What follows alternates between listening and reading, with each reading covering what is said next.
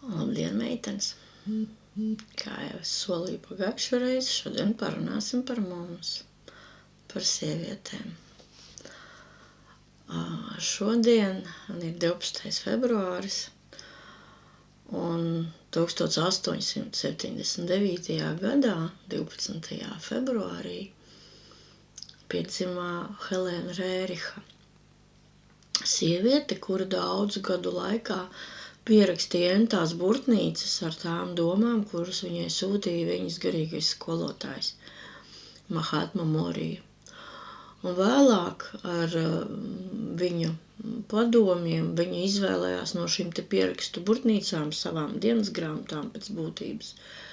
Izvēlējās tās daļas, kuras jāiekļauj viņas šajā te lielākajā darbā, ko viņa veica, tā ir dzīvās ētikas mācība, jeb Agni joga, jo šī mācība sastāv kopumā no 14 grāmatām, no kurām pirmās divas vairāk tā ir stāsts par dzīvo ētiku, un tālāk jau sākas pati Agni joga.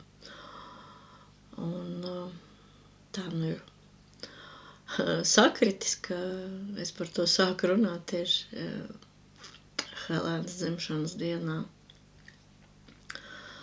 Kāpēc ir svarīgi šo te mācību lasīt, pētīt, apgūt?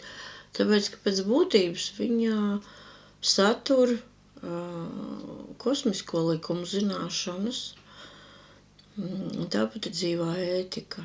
Tas ir tāds sākums cilvēkam, lai viņš varētu pieskarties kādām dziļākām zināšanām. Viņam vispirms ir jākļūst tīrākam no tiem vecajiem, novecojušiem uzskatiem, kas cilvēcei kopumā ir. Jākļūst tīrākam savās iekšējās vēlmēs, tādam tīrākam tādā nozīmē, kā mazāk egoistiskam, vairāk tendētam uz kopējo labumu. Cilvēks, kurš vairs nedomā tikai par sevi vai par savu tuvāko ģimeni, ja, bet kurš vēlās sasniegt vairāk. No vienas puses arī kristietība māca 10 baušļus, kas palīdz. Ja cilvēks dzīvo pēc 10 baušļiem un viņus tiešām ievēro, viņš noteikti kļūst ētiskāks cilvēks, vai ne? Ja tur jau ir baušļi par nezodz un nekrāp, ja, un nepiesavinies svešu mantu vai neaizvil svešu vīru un tam līdzīgi. Tas viss kopumā ir nosaucams ar vārdu ētika, kas ir ētiski. Ētiski rīkoties tā, lai arī apkārtējie justos komfortabli kopā ar mums. Un vēl ko es gribu sākumā teikt, ka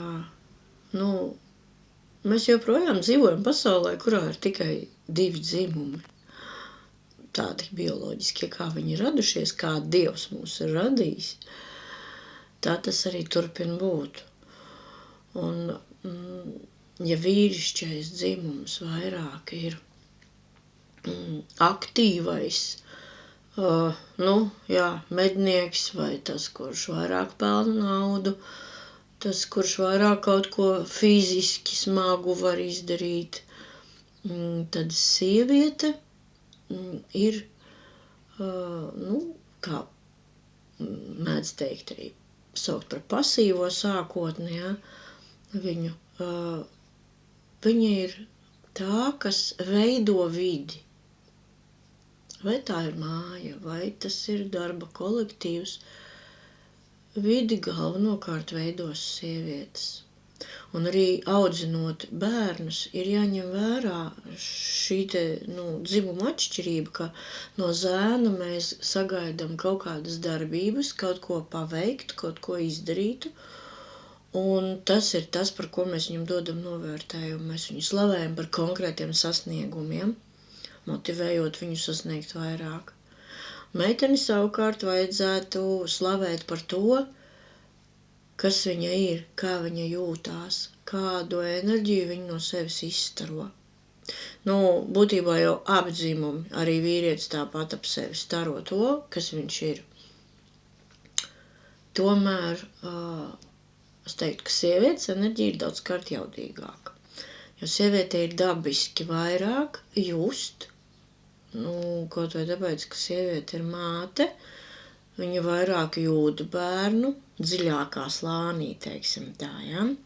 Kā ja salīdzina ar vīriešiem. Viņai saikne ar bērnu vienmēr būs ciešāka. Un tas ir tāpēc, ka mums no dabas ir vieglāk just citus sirds līmenī. Vienīgi svarīgi ir tas, lai mēs mācītos atšķirt, kurā vietā ir emocijas un kurā ir jūtas, jo tas nav viens un tas pats. Emocijas, protams, ir vieglāk nolasāmas, ja? Bet tas nav gluži tas, uz ko mums vajadzētu koncentrēties. Mums vajadzētu censties saprast, sajust, kas otrā cilvēkā ir dziļāk iekšā par to, ko viņš rāda. Jo reizēm tas, kas ir ārēji pamanāms, tā ir tāda aizsarga reakcija vai, iemācīti kaut kādi, es teiktu, patērni, jā, kas, kaut kādā brīdī dzīvē ir bijuši izdevīgi, vajadzīgi, lai cilvēks varētu izdzīvot.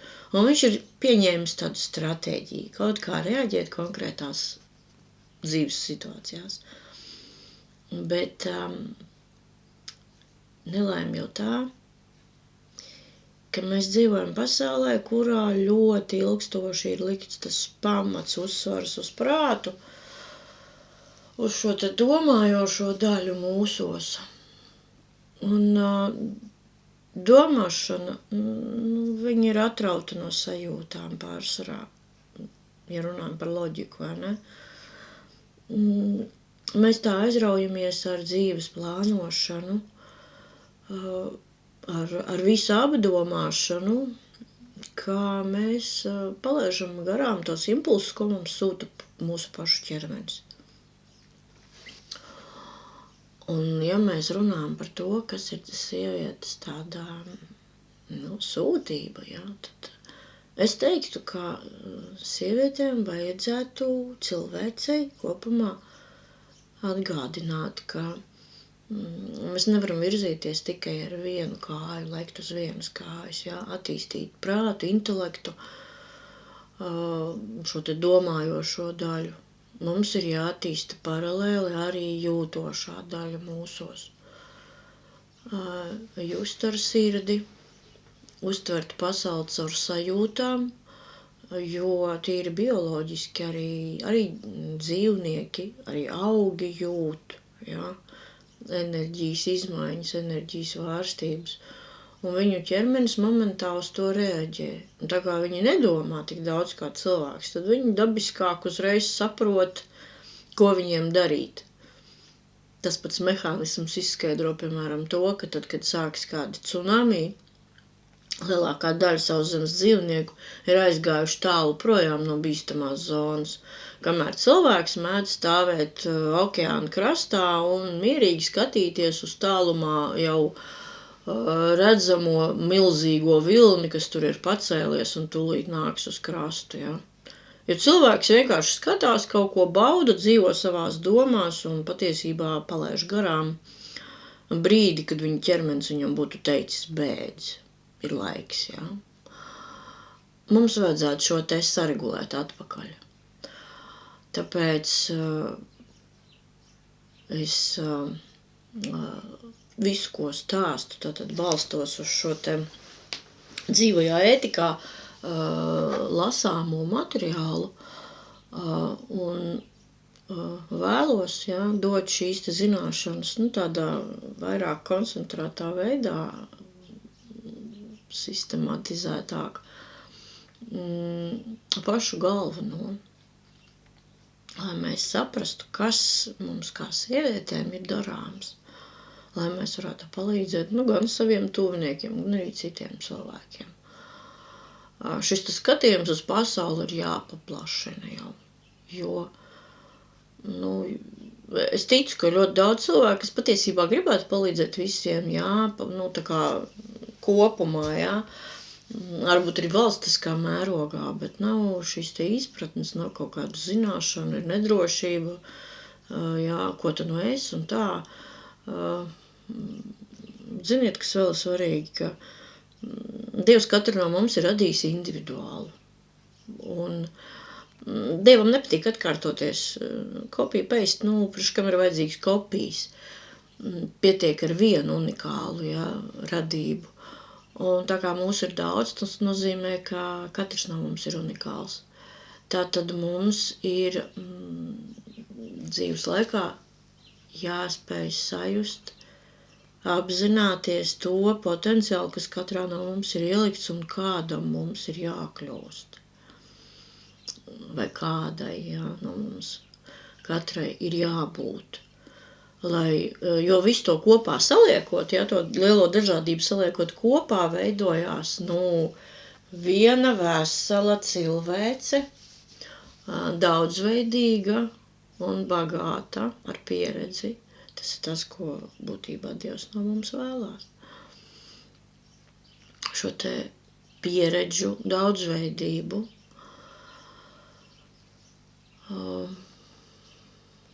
Lai atrastu to savu ceļu, viegli jau nav. Tāpēc, ka no mums tiek sagaidīts, ka mēs radoši pieiesim procesam un centīsimies saprast, kas tad konkrēti man ir jādara, kas konkrēti ir tas, ko es varu dot visiem, lai papildinātu visu pārējo. Un tas nozīmē, ka mēs nevaram kopēt kādu citu, atdarināt un iet un darīt kaut ko līdzīgi kā citi. Tas īsti nav pareizi.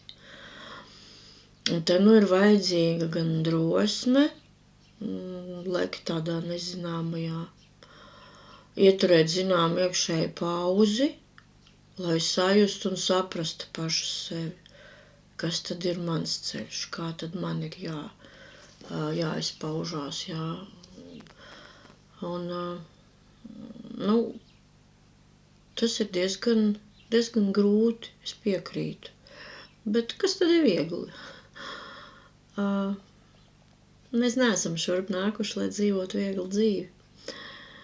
Jo tad, kad mēs nesaskaramies ar grūtībām, kad mums viss notiek ļoti vienkārši un viegli, tajā brīdī nekādas attīstības, nekādu uzlabojumu mūsos nenotiek. Un ja tā notiek ilgstoši, tad patiesībā cilvēks lēnām pats priekš sevis nemanāmi negradējās, jo visi forši un nav jāiespringst.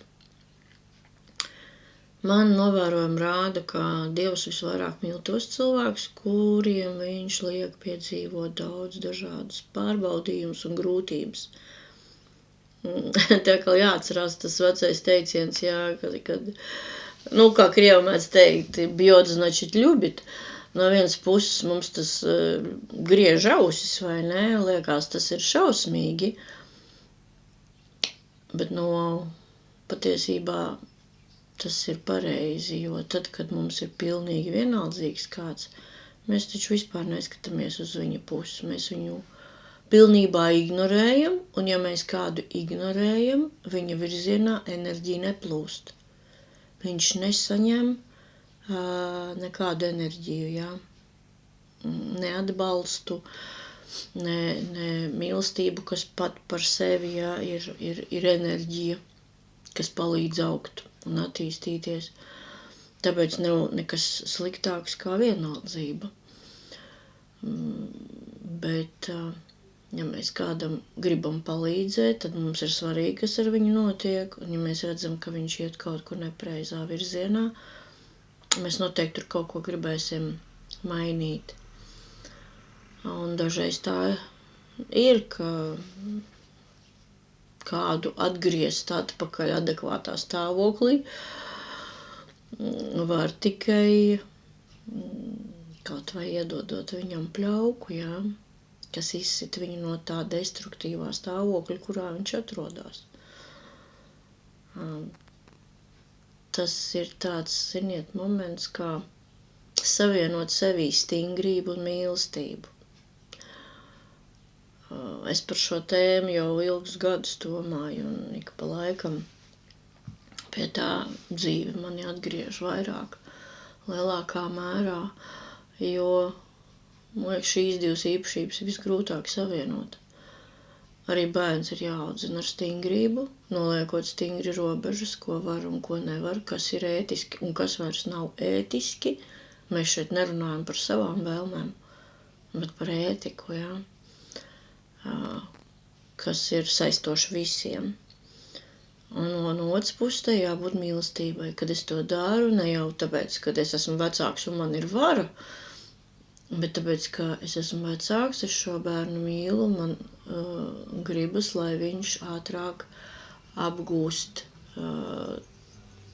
zināšanas, kas palīdzēs viņam kļūt veiksmīgākam un laimīgākam kā cilvēkam. Un viennozīmīgi, kas tad ir tās zināšanas, kas mums palīdz kļūt laimīgiem? Tie ir tie paši visuma kosmiskie likumi. Tie, kurus Dievs tā kā radot šo pasauli ir iedibinājis, un tā viņi darbojās. Un ja mēs šiem te likumiem saskanam, ieejam rezonansē ar viņiem, šie likumi sāk pār mums valdīt un sāk mūs attīstīt.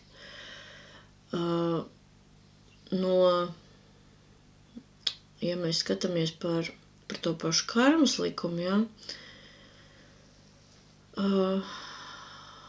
karmas likums cilvēkiem bieži vien liekas kā tāds, ierobežotājs. Ļaunais, kas soda. Tā tas patiesībā nav. Gluži vienkārši cilvēks nesaprot šo likumu, kā tas darbojās.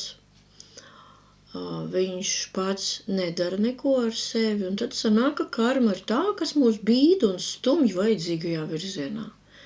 Tajā brīdī, kad cilvēks apzinās, ka karma nav ļauna, bet vēlās kaut ko, lai es iemācos un evolucionēju, jā, kļūstu par savu labāko versiju,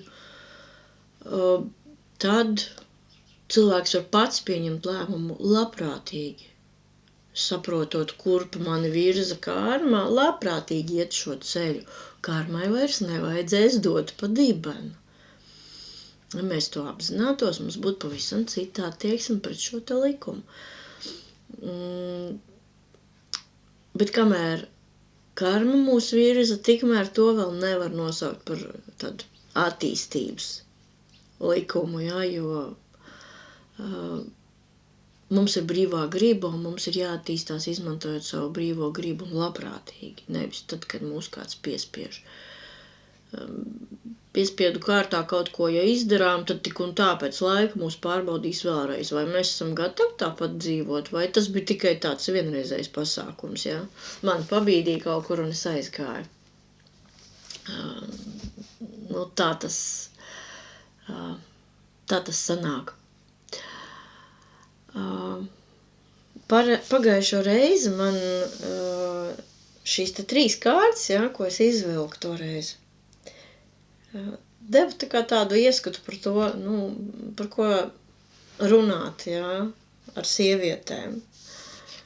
Pirmā tātad šī te kārtas, kurā es saskatīju radošumu, dēju, tātad sievietei jābūt plastiskai. Plastiskai ne tikai ķermeņa izpausmēs, plastiskai domāšanā, tajā, kā viņi uztver dzīvi. Lai galvenais, lai prāts nebūtu tāds ļoti robusts un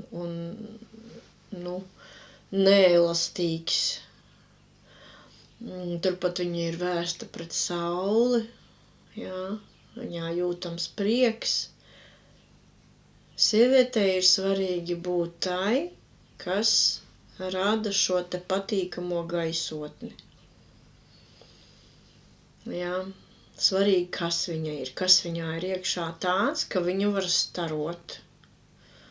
Ar to jādarbojās, lai mēs varētu no sevis izstarot patīkamu vidi, atbalstošu, bet neaizmirsīsim, ka tajā ir jābūt arī stingrības devai, citādi mums vienkārši kāds atļausies uzkāpt uz pleciem, tā teikt, un nokarināt kājas. Tas nav pieļaujami, tas arī nebūs ētiski. Tad otrā kārts, tas ir ceļš. Mēs visi, kā vīrieši, tā sievietes, esam ceļā, mēs neesam pabeigti.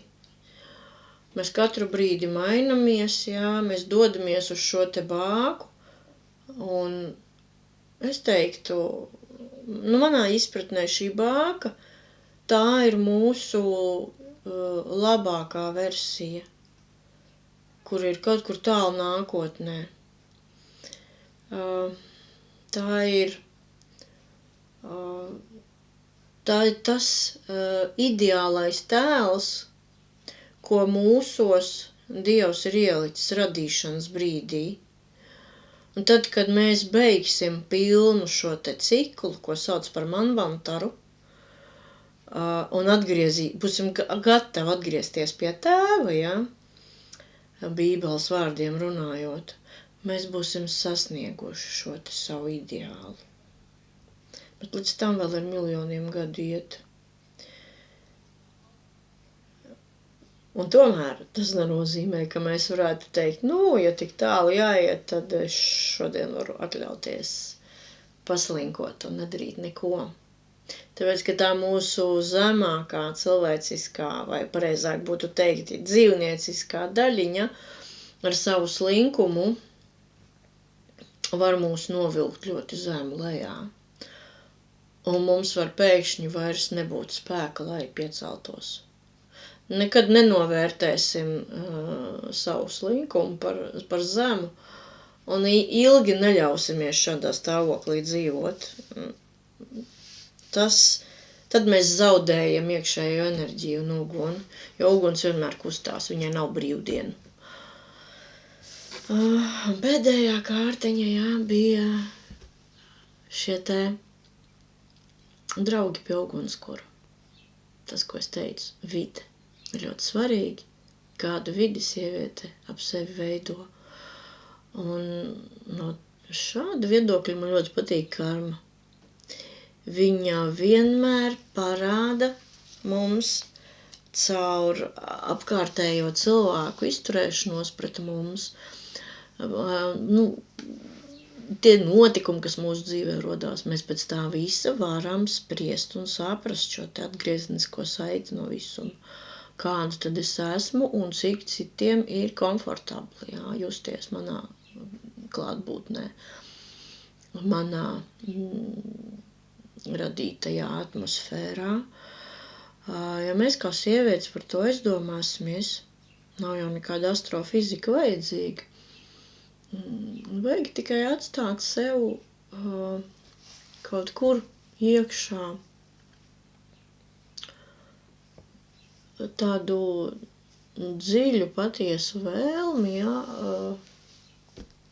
šo te drošo, atbalstošo vidi radīt. Ja mēs dienas laikā, ik pa laikam par to iedomāsimies, kā ir tagad? Ko es tagad no sevis staroju? Kādā stāvoklī es tagad atrodos? Vai manī ir prieks? Vai manī ir mīlestību uz šo pasauli, prieks par to, ka viņa ir, par to, ka ārā spīd saule, arī par to var vienkārši priecāties. Ja mēs atradīsim vienmēr kaut ko labu tajā, kas ir mirklī te un tagad, mēs būsim vienmēr resursā, jo kosmosā viss tomēr, ir mīlestības un tāda sadarbības caurausts. Tur tāda pretstāvēšana un kaut kāda karošana nenotiek. Dabā arī dabā, ja mēs pavērojam, notiek simbioze. Cits citam palīdz, ir noderīgs. Ja? Cilvēki kopš tā brīža, kad viņiem tika iedots prāts, tāds kāds tas ir, cilvēki sāka sevi atdalīt viens no otra. Un tad radās šī te pretstāvēšana, strīdēšanās, beigās tas izvēršās par kariem un asins izliešana, kas nekādīgi nepalīdz mūsu attīstībai. Un, protams, mums katram ir jāiemācās nospraust savas personīgās robežas, jā. Mammām, kā jau mammām, ģimenē ir pienākums norādīt robežas arī bērniem, jo pat dzīvnieki audzina savus bērnus. Un, ja bērns ir neklausīgs, tad arī suņu mamma brīdina savu atvasi par to, ka viņai kaut kas nepatīk uzrūcot. Bet ja bērns turpina savu iesākto, jā, un neņem mammu vērā, tad var novērot, kā suņu mamma savus bērnus arī, teiksim tā, iepļaukā, jā, tas gan tā neizskatās. Bet audzināšanas process notiek. Arī mēs to nedrīkstam aizmirst. Tādā visatļautībā, kādā tagad bieži vien mēs ieslīgstam, tas veidojās no nepareizas izpratnes. Kas ir audzināšana, kā to savienot, kā to darīt pareizi. Tā mēs visi kopīgi mācīsimies. Es šai tēmā pieskaršos, ka runāšu par jauno vācu medicīnu, jo tur viss balstās uz bioloģijas likumiem, jā. Tad mēs arī sapratīsim vairāk, kā cilvēks, kāpēc viņam rodās kaut kādas tādas vai citādas novirzes, par kurām tiek runāts publiskajā telpā saistībā ar tiem pašiem daudzajiem, dažādajiem, ja ne dzimumiem, tad sevis izpratnē, ja? Bet tas būs nedaudz vēlāk. Šobrīd man gribējās parunāt, tas vairāk kā tāds ievadiņš par to, kas ir svarīgi mums kā sievietēm. Un nākošajā reizē parunāsim par to praktiskāk. Ja vēl kādu uzdos no jums kādus jautājumus, man būs arī vieglāk par to tad runāt un atbildot uz jautājumiem, arī daudz ko var pastāstīt. Tāpēc gaidīšu jūs iesaistīšanos. Un galvenais, ko es gribu teikt, tas, ka šīs nav tādas manis kaut kādas izdomātas idejas, ko es nesu, bet tieši tās, ko dzīvā ētika dod cilvēkiem tieši šajā laikā, te un tagad, kad mēs ar jums dzīvojam. Tās ir zināšanas pēdējā garīgā mācība, kas ir dota cilvēcei tieši šim te laikmetam. Tāpēc tur var atrast atbildes uz visiem jautājumiem, kas mums šobrīd šajā 21. gadā dzīvojot varētu būt interesantas. Paldies tev par uzmanību un tiksimies nākošreiz.